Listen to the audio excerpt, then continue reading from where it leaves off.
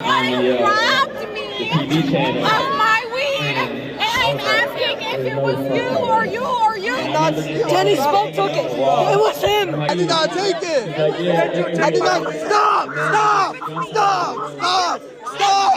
I literally feel it. I literally feel it. All right, then get it. Then get it. I literally feel it. Then feel it. Where is it? She wants that. Stop! Stop! I don't have it! I'm not gonna hurt I don't have it! I'm Stop! not gonna hurt you. I don't have it! Stop. I don't have it though! I don't have it!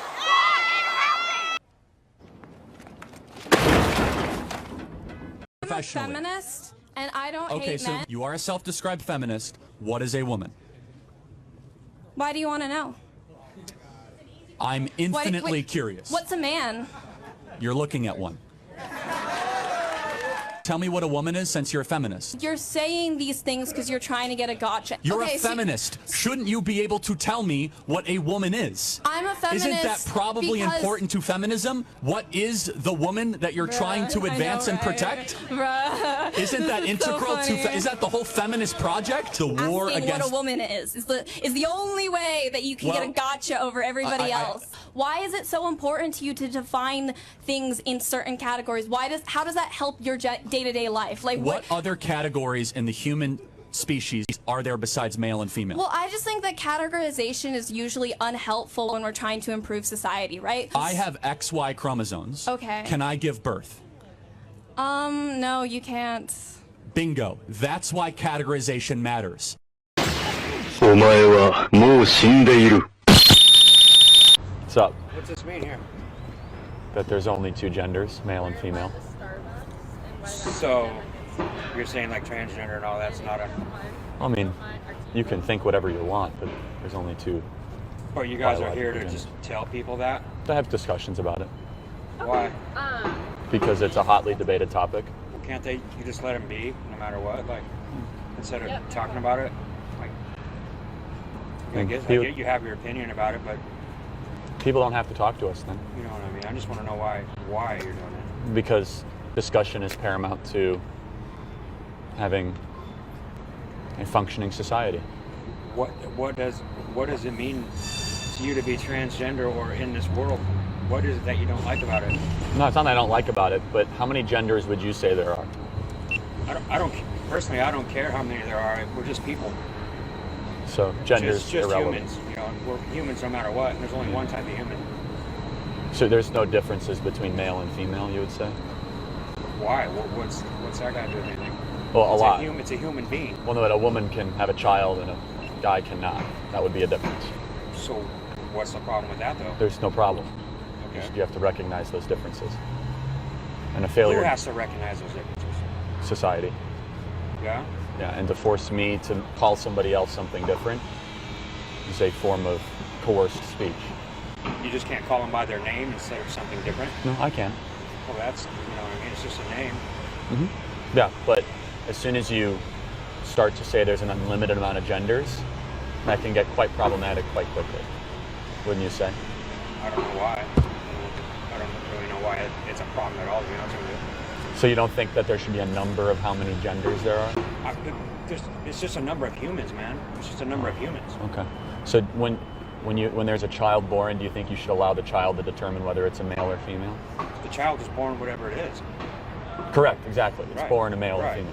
Yeah, but the child can do whatever it wants in this life. So we should let children decide what gender they are? Children? Yes. You think children decide that? No, should we allow that? Because there's a portion of people that think that we should allow children to decide their gender. I don't know. Okay. You know, I guess that's a little deeper than me. It just seems weird to me. Like we're just humans. It doesn't matter if that guy has one part or the another, whether he's a man or a female. No doubt. You just call them by their name because they're just humans. I'm not saying they're any less human, but there's distinct differences between men and women. Firstly, I would like to say thank you, Charlie, for your tireless and unwavering dedication to fighting for the future of our youth and the future of our country. Thank you so much. Your hard work, your commitment, and the passion are truly inspiring. Yes, And we want to take a moment to acknowledge and appreciate the immense efforts that you put each and every day. Thank you so much. Well, in a time when young people are constantly being influenced by various forces, some of which seeks to distort values and weaken the principles that have helped to build our country, you have stepped forward as a strong advocate for conservative ideas, for the truth, and for the empowerment of our youth. That should be recognized and appreciated. Men are better at some things than women, and women are better at some things than men. What? Women are better at some things than men, and men are better at some things than women. So you're not like we're all equal type like thing? Oh, no. No, men and women are far from equal in certain things. Yeah. Women are much better at raising children. They are? Yes. Yeah. I agree with you there. Oh, okay. There you go. I totally agree with you. Yeah. I mean, I raised my children just fine. No, I'm not saying men are bad. You know what I mean. I'm saying women tend to have more, a more likely predisposition towards nurturing and caretaking. Okay. All right. I'm sorry. That just kind of. No, you're good. It was weird to me. Like, I don't look at differences in people. You know what I mean? Ever. Ever? Ever. Okay. Color, skin, none of that. Male, female, or he's a guy and got boobs, or she's a chick who's got a whatever. You know what I mean? They're all just people to me. Do you think men are better at some things than women? I don't know. I never compare that. I'm a construction worker. There's all kinds of women in my industry. Mm-hmm. And would you say women are ever better at some things than men? Because you did say they're better at raising kids. Yeah, I'd have to say they are probably better at raising kids. Oh, okay. Yeah. That's a difference. I guess. But I'm not looking for the differences. You know what I mean? Like I'm not.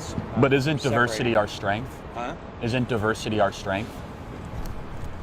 And diversity means differences, right? Well, diversity means, I guess it does mean differences. See? Yeah, I mean, that's a play on words right there. That's a play on words. That's all that is. That's just wordplay. How are you? Diversity means lots of other things. No, I know, but diversity inherently means that there's differences. Right. As followers of Christ, we are called to speak the truth, ladies and gentlemen. Yes, we are. Even when it's difficult or even uncomfortable, it doesn't matter. Jesus himself was not hated because he was unkind or unjust. No, it's because he spoke the truth that challenged the world's beliefs and systems. In John 15 verse 18, Jesus Christ, he told us, if the world hates you, keep in mind that it hated me first. This is a powerful reminder that we are not alone in facing rejection or persecution for standing up for what is right, ladies and gentlemen. Literally, Jesus experienced hatred, opposition because of the truth that he shared. Yes, and his followers too also face similar challenges. You see? So, however, we should not be discouraged. Never. Instead, we can find comfort in knowing that we are walking in his footsteps. I'm a senior in high school, and right now my Board of Education is seriously considering the movement to allow trans people or whatever gender they identify with to use that gender-specific bathroom in my school. So I'm just trying to figure out what point do we need to have it stop, or what points can you give me to go to the Board of Education and actually like rebound against what they're trying to say? Yeah, that's great, man. That's God bless you. Look, I want to be very clear because I don't want to come across as cruel, but we do not reorganize society based on people's mental conditions, nor should we, okay? We should give people care, and care is not affirmation. Care is someone who's willing to tell the truth and challenge them back into what we know to be a flourishing, productive, and happy life. So, if there is somebody that is a boy that thinks that he is a girl, and they want to say they want to have locker room access or whatever, well, then I would point to Loudoun County, Virginia, where a boy who thought he was a girl went into the locker room and twice raped a young lady. Twice. That's one example of several that happen across the country. But here's the one thing, and just to respond to the previous question in a separate way, he says, well, what difference does it make for you? And this is the traps conservatives fall in all the time. which is as if this entire movement stops just as acceptance. That's nonsense. So first they ask you to tolerate it, then they ask you to accept it, then they ask you to participate, and then they ask you to celebrate it. No, celebrate, then participation. And I'll give you an example. In Oregon, no, it was Vermont. It was Vermont, I'm sorry. In Vermont, there was a women's sports team, I think it was volleyball or basketball, where a man who thought he was a woman got locker room access. He started to harass the young ladies on the sports team, and by doing so, the young ladies then started to complain, saying, I'm uncomfortable with this man. Can you do something about it? The administration said the young ladies were being transphobic, even though he was dressing nakedly in a locker room next to other young ladies. They are now in probation and investigation for being transphobic because they don't accept the naked young man in the locker room because they're not tolerant enough to suck it up, even though a young man harasses them because they don't like being yelled at when they're getting changed in our locker room. So let me just kind of put aside any of the name calling as you care. As you can see, I don't care, and you shouldn't either. There is nothing they could call me, and I hope you, that will make me stop from having young men go into locker rooms and be predators towards our young girls. There's nothing you could possibly do to me. Nothing. And this is the great lie in like this kind of like we have to have everyone hear their own truth and like all this nonsense, is that we end up, those of us that believe in normal, basic Western values, having to change all of our customs, all of our language, all of our behavior for a hyper minority. And it happens because they prey on our great intentions. Because deep down, I think a lot of us want what's best. We love people, right? But stop being so naive. That's not what's happening anymore. It's not about loving people and accepting them. It's about changing your behavior so that they can exert control over you. That you have to have the right banner, or you have to have the right flag in your yard, or the right pronoun. Like, I'm not going to put up with it anymore. So all of that to say, advice for you, just come after it from a perspective of protecting those that can't protect themselves. There are multiple documented cases of men that go into female locker rooms. And the best answer is this. I've never heard a response to this. If a man thinks he's a woman, why can't he continue to change in the men's locker room? He can identify as a unicorn, a dolphin, or whatever. Why does he need a new locker room exactly? How is that relevant? They say, oh, well, because of his mental health. Answer.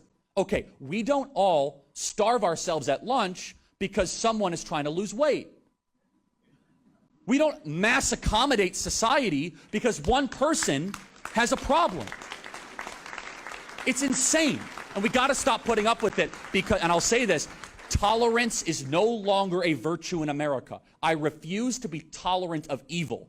And I ask you to join me in that. What's particularly frustrating is that, in theory, colleges should be a place where young adults are exposed to a wide range of ideas, perspectives, and critical thinking skills. It should challenge them to question assumptions, engage with complex issues, and develop the tools they need to think deeply and analytically about the world, right? But however, instead of cultivating that kind of intellectual growth, ladies and gentlemen, many students, they are being taught to accept surface level information and trendy ideologies. Can you imagine? They are being taught to accept trendy ideologies without fully understanding or critically evaluating the concepts behind them. Because their education nowadays often feels more like a series of rehearsed responses and ideas they have been taught to adopt. Literally, when you hear them speak, literally, it's as if it's a rehearsed series of ideas coming from a script or something. In fact, most students appear to be more focused on following the trends on their social circles or embracing political correct views rather than developing their own well-rounded, informed perspectives. And this can be traced back to a broader societal issue where education is often more about indoctrination now no longer about enlightenment.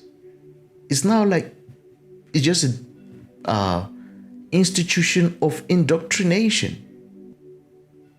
And as a result, students from these institutions, they emerge with incomplete understanding of the world.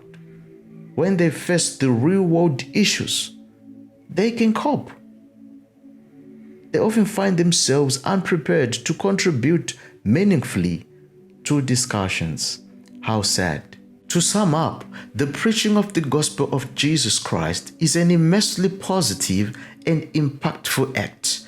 It brings about personal transformation, spreads love, justice, hope, and truth. It aligns with God's commands, ladies and gentlemen. It offers eternal meaning, fills those who hear it with deep joy. Ultimately, it's the most precious gift humanity can receive, creating lasting change in both individuals and communities, reflecting God's heart and His purpose for the world, ladies and gentlemen. So, if you enjoyed this video, be sure to click on the next one. Don't forget to like, to comment, and to subscribe. I'll see you again next time. Bye bye for now.